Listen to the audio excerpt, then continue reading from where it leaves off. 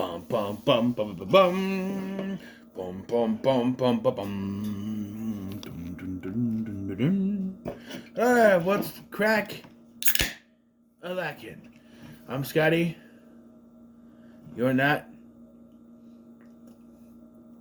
Welcome back to the Smallville Retrospective. We're in season 7, episode. No. 14, Traveler, directed by Glenn Winter, aired March 20, 2008. I never talked about the director or whatever. But anyway, yes, this one furthers the Veritas hint at the end of Persona, which is why I brought it up. Yes, so we start in the barn. Clark is attacked with kryptonite by a group of armed men. And we find that there's a man who has him in a kryptonite cage. This is Pierce. He's played by Aaron Douglas. You may know from Battlestar Galactica. He was also Turtle in the CW's Flash show. So, yes, he's very known. I'm sure he's been in Stargate. Seen him there before. I think if a show is filmed in Canada, I think he's been in it at some point. So, yeah. And no offense or buts about it. Lionel is behind this. We do find out why, but and he's in a kryptonite cage. Yes. After the opening credits, we meet Dr. Virgil Swan's daughter, Patricia, played by Gina Holden, who was also in episodes of Supernatural, the second episode entitled Wendigo. Yes, she was in that. She was also found Destination 6. And I was shocked to find out she is 50 years old. As someone who was a teenager in 2006, and she was playing a teenager in 2006, and now she's 50, and I'm 38. So she was well into her. She had to be almost 30 playing that, right? That's the way it was.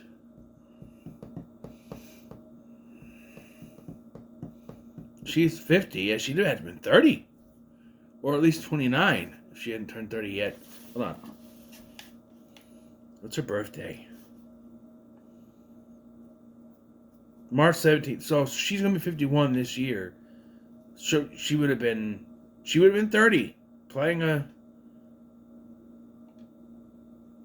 Depending on when if it fell into 2005, then maybe she was 29. I don't know. But still.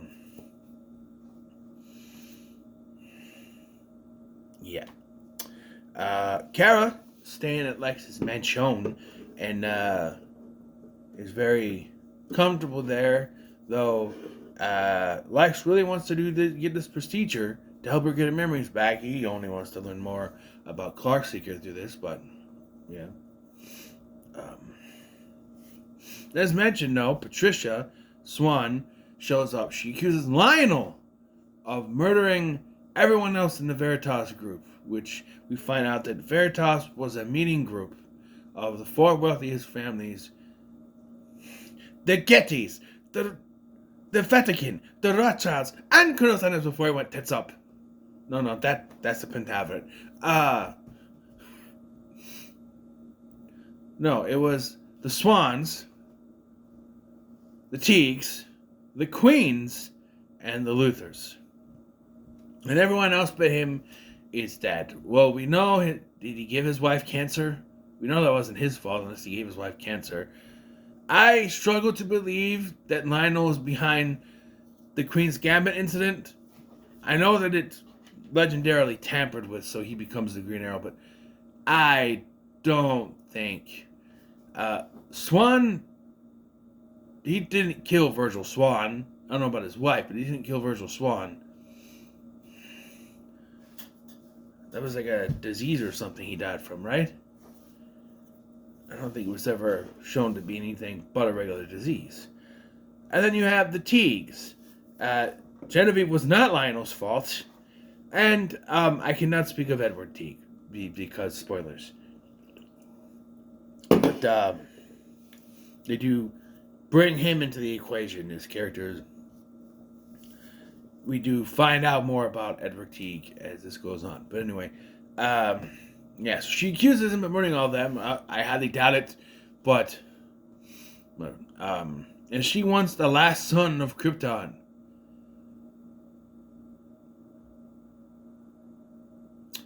Okay, she wouldn't know.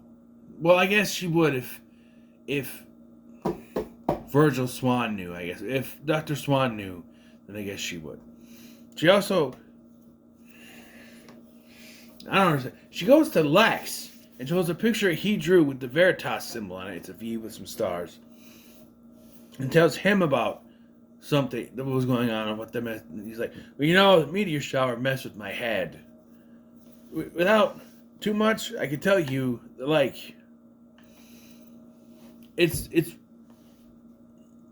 retconned that the reason that Lionel was there was not just to buy the cream corn factory from the Rosses. He was there to find the Traveler, and somehow never connected that the mysterious boy that this random couple picked up was the Traveler. Yeah, that doesn't make sense, writers. It doesn't make sense. Like, as soon as you see this boy, the Lionel we know, he would have killed both of the Kents, hid their bodies somewhere in a cornfield, deep, deep, deep, and taken the Traveler for himself. There's no way. He's not that stupid, right? I'm just saying.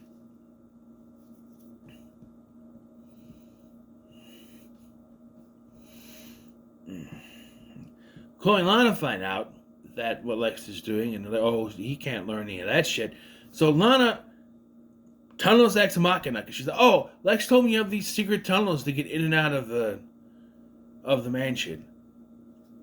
Never heard of these before, but let's bring them up now. I don't remember if they were even actually brought up when they were together last season. It's been too long since I watched it, but so their plan is to go get Kara out of there and to rescue Clark. And we see throughout the episode that Pierce cannot be trusted. He keeps. So I was confused by this. He thinks that Clark is a meteor freak, but no other meteor freak has ever been allergic to the meteor rock. Yet he just said it's a meteor freak. It's a freak, right? He keeps torturing him. Our reveal that it's Lionel comes in when he comes in and starts yelling at him. What are you doing? You don't need to hurt him. You're here to watch him.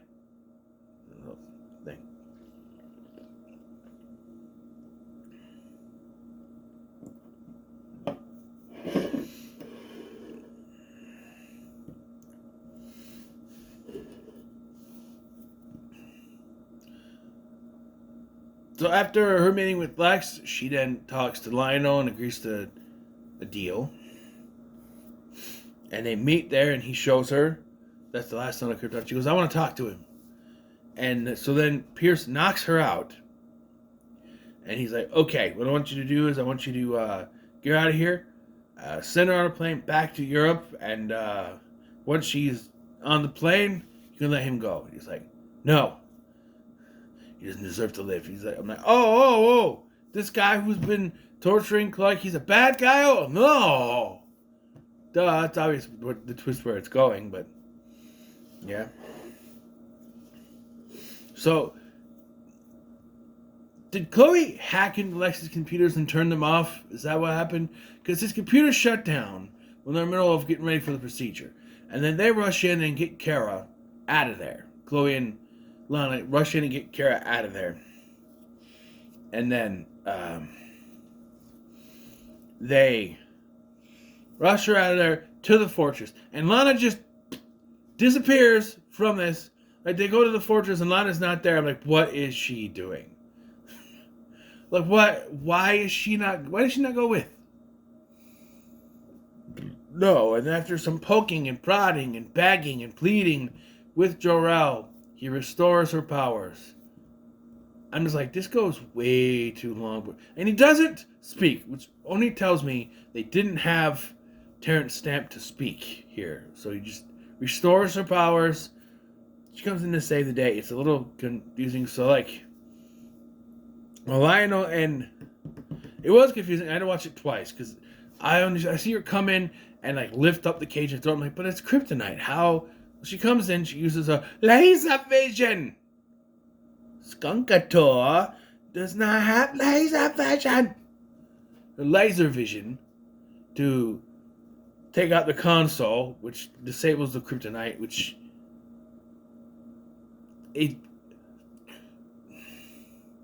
what is the kryptonite here? It's supposed to be kryptonite lined, right? So how can you shut it off? Doesn't make any sense. But she lifts this thing up, she throws it. He's like, I'm glad to see you. And then just it looks like Pierce is about to shoot them. It wouldn't work, but okay. Well, maybe Clark, but he gets pushed down by Lionel, and it's this big thing, like, to reveal to them, like, oh, Lionel. But, like, to me, it's like, oh, he came to help. No, he somehow knows that Lionel's behind it. I'm sure. Well, the next scene is him getting Patricia a cup of coffee. So I'm assuming that, like, she told him. Right? And she gives him her father's notebook. A lot of information in it. And she says that she'll be in touch. No, she won't. We'll get there. We'll get there when the scene happens, but I hated this decision. I'm just sick of this writing. I'm just sick of it. Okay?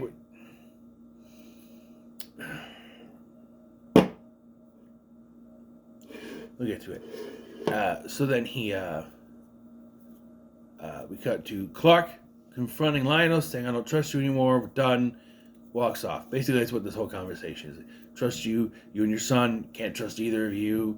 It's like, what I was doing was to protect you. Protect me. Yes, I got threatening notes. I know who they were from, so I hid you to protect you. And like, he's like, why didn't you tell me? Well, because you would have wanted to confront your threateners, and I couldn't. And it's like, because the plot dictated it need to be taken out of this. And like, during this podcast episodes, Tom Welling doesn't direct anything until episode 18. So he keeps mentioning that he's sometimes barely in episodes, and he keeps saying, "Who's the next director?" And like, who directs the next episode? But like, yeah, no, he hasn't directed for a while yet. So yeah, and then we see Patricia on her way out of town in her limousine. The limousine stops. Driver gets out. She rolls down her window. What's wrong? She gets shot. Limousine driver gets back in, drives off. And the next scene is Lex polishing the blood off of her locket. The Veritas locket that she had. Her father gave her. Leaving no doubt in anyone's mind that Lex had her killed. He's gone full bye-bye, Egon. In his own words from season 4, I am the villain of this story. And I hated this. I hate it then, I hate it now. You introduced this character that could have had something, a connection to the bigger world of this universe. She could have come back, you could have had her recur, she could have been, because you can't do much with Virtual Swan anymore because he died in real life. So you can't do anything with that. But you have this character who could be a help, a connection to the Swan family, to his foundation or whatever. And you're just like, no, we only need her for this episode. Kill her off.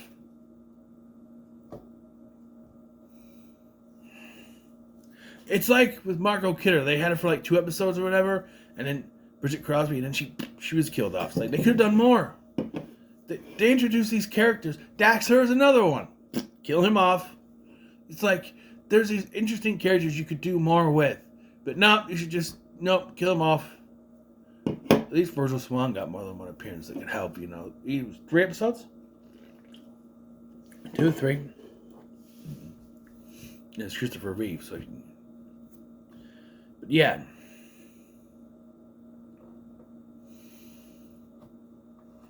Yes, and we're on a great streak of not ending the episode with with a Clark and Lana Steen.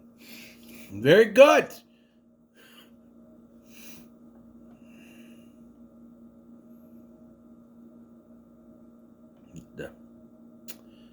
Yes. Yeah, that's it.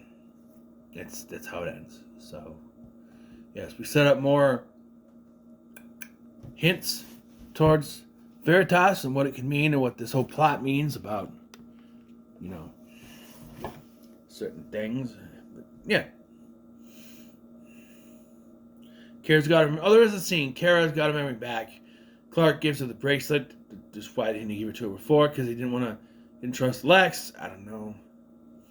But and she says it feels weird because he found her, he tried to help her, he was manipulating her. That's what it was. But yeah. So I'm gonna give this episode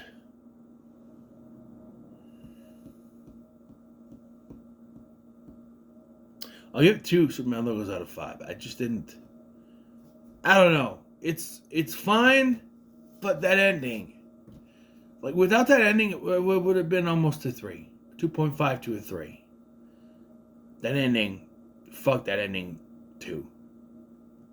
Sorry, you introduced an interesting character to a larger world, a conspiracy, so to speak, and you just kill her off. You could have done more, you know. Yeah. So what are your thoughts on this episode? Like, comment, like, share, subscribe. Thank you for watching. I'm Sky, and I'll see you in the next one.